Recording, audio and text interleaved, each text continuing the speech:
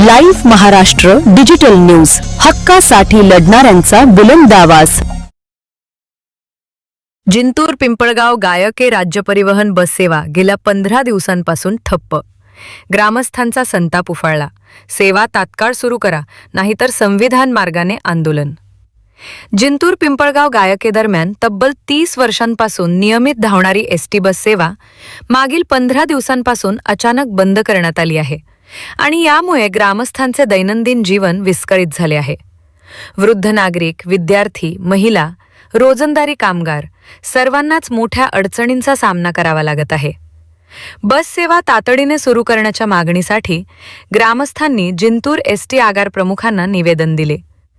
या निवेदनावर सरपंच सौ रेखा भुजंग कानडे, न्याय अत्याचार भ्रष्टाचार निर्मूलन समितीच्या जिल्हा महिला आघाडी अध्यक्षा प्रयाग चव्हाण, तसेच मारुती कानडे, महादेव कानडे, नाथाराम चव्हाण, आशामती कानडे यांच्यासह अनेक ग्रामस्थांनी स्वाक्षऱ्या केल्या। ग्रामस्थांचे म्हणणे स्पष्ट आहे। बस सेवा बंद झाल्याने शाळा महाविद्यालय गाठणे कठीण झाले आहे। रुग्णांना वेळेत जिंतूर येथे नेणे अशक्य झाले आहे। सेवा सुरू न केल्यास संविधान मार्गाने उपोषण असा इशारा ग्रामस्थांनी दिला आहे। पिंपळगाव ग्रामपंचायत आणि स्थानिक नागरिकांनी एसटी विभागाने तातडीने बस सेवा पूर्ववत सुरू करून लोकांवरील संकट दूर करावे अशी ठाम मागणी केली आहे। आज रोजी तुम्ही निवेदन आम्ही बस चालू करण्यासाठी निवेदन दिलेले आहे। आमच्या गावची बस बंद झालेली आहे, प्रवासी भेटत नाहीत म्हणून समजायला विनंती आहे। पिंपळगाव, मारवाडी, पिंपळगाव, कौसडी, चिमणगाव, भांगापूर यानं बसनंच प्रवास करावा ही समजायला विनंती आहे। खाजगी वाहनानं कोणीही प्रवास करू नये। आज आम्ही निवेदन दिलेलं आहे।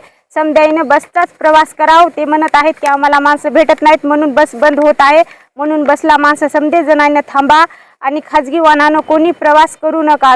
10-15 मिनिटं जरी वेळ लागला तरीही तुम्ही थांबा आणि त्यांना जर 10-15 मिनिटं जर नाही आली तर कॉल करा, यायली का नाही येऊपर्यंत तुम्ही थांबा। 1 तास लागला तरी पण थांबा, पण खाजगी वाहनानं तुम्ही जाऊ नका, एवढीच विनंती आहे।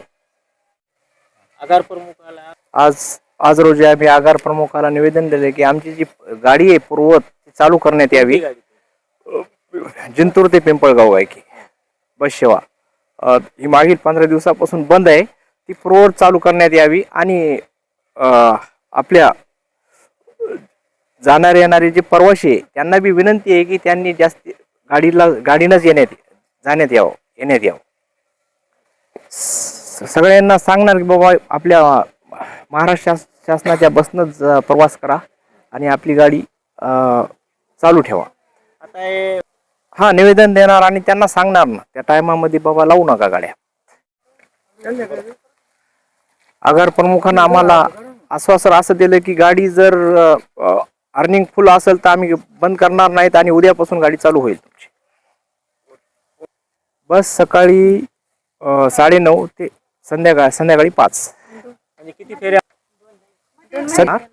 आणि आपली जर चांगली अर्निंग आली समजा तर 3री फेरी देणार।